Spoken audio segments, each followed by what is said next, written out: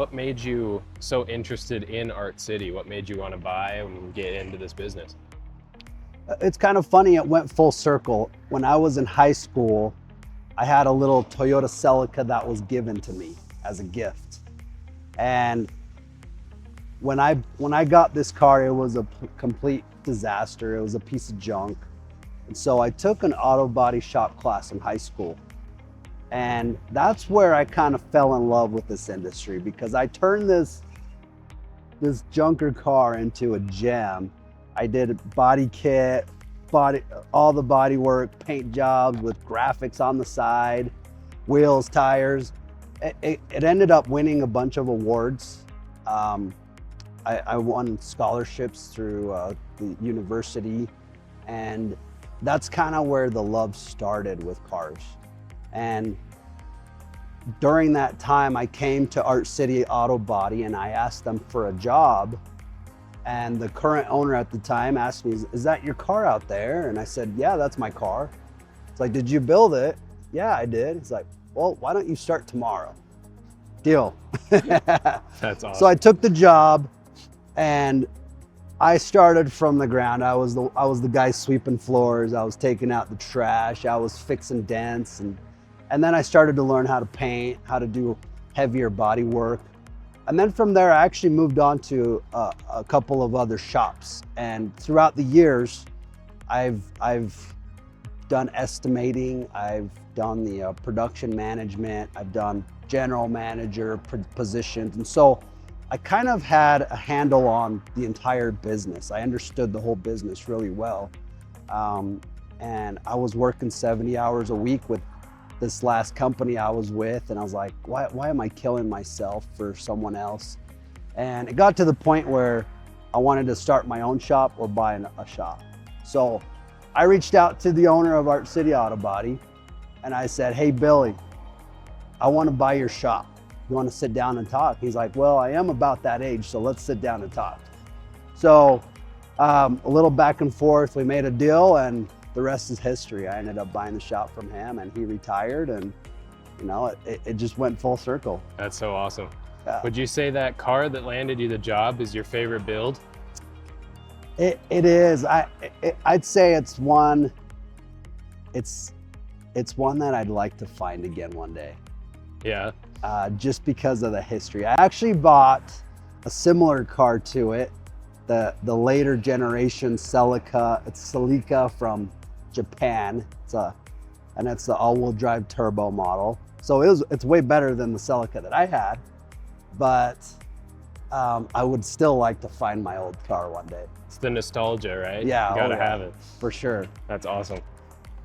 How do you see Art City evolving over the next 5 to 10 years? Yeah, no, I mean, that's a great question. I mean, our goal is to grow Art City, keep it going, and get multiple locations throughout Utah. And eventually, I would like to get it to the point where all these new locations, I can get kind of profit sharing for my employees. I'd love to do something for them as well, you know? Yeah.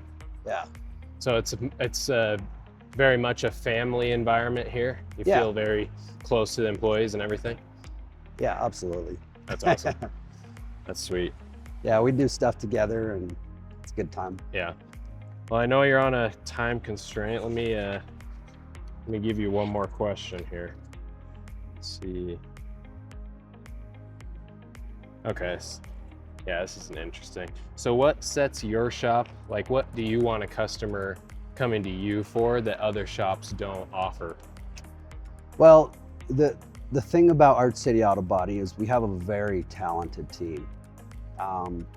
We work on everything from restorations, from that $500,000 GT40 to your Toyota Camry, you know?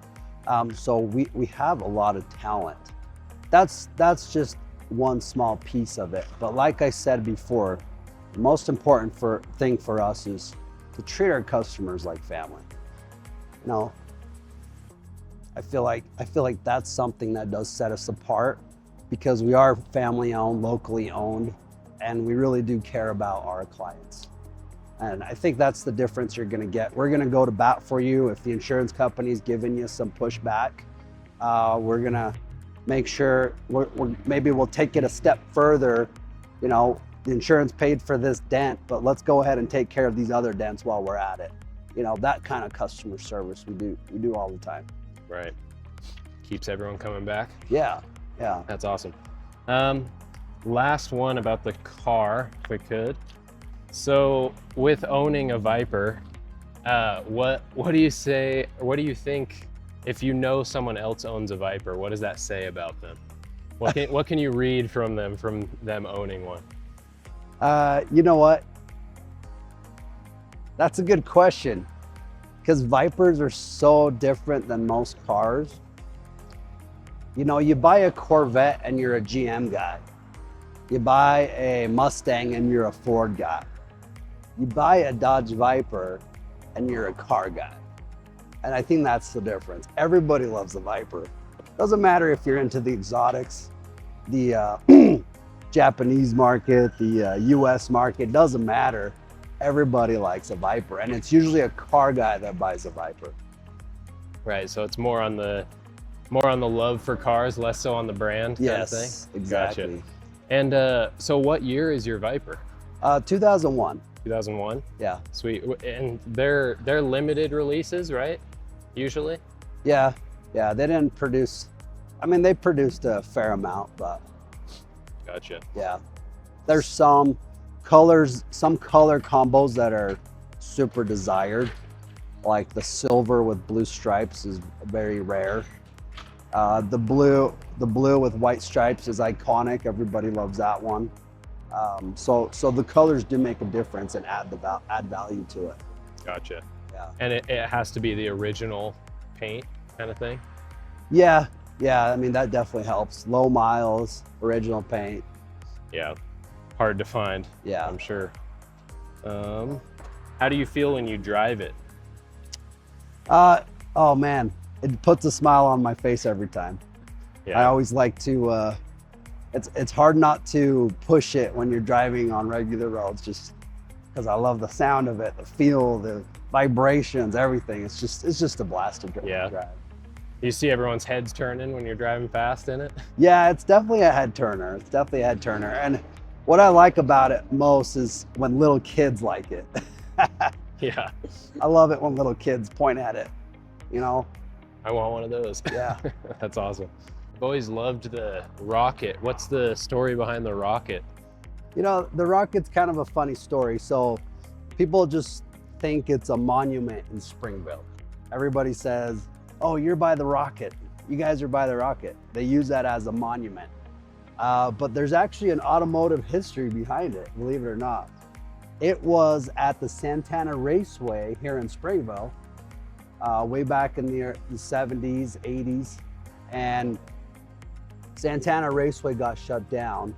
And this was actually used as a water tower at Santana Raceway. So it used to hold water. So we were able to claim it, recoup it, and we restored it, gave it that American flair. So Yeah, that's awesome. I love it.